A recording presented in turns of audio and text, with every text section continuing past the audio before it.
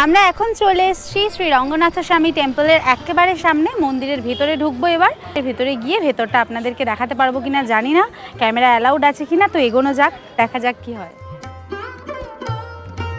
মন্দিরে ঢোকার আগে এখানে শু স্ট্যান্ড রয়েছে, জুতোটা রেখে দিতে হবে, 5 টাকা করে প্রতিটা পেয়ারে। জুতো রেখে দিয়ে এবার আমরা ভেতরে ঢুকবো।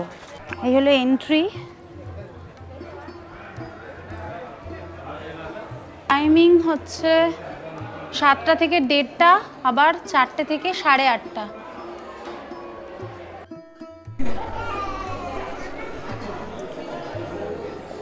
এই লাইন পড়েছে, আমাদের এখন এই লাইন দিয়ে যেতে হবে। এটা একদম মানে ফ্রি লাইন, আর 50 টাকা দিলে স্পেশাল এন্ট্রি হবে।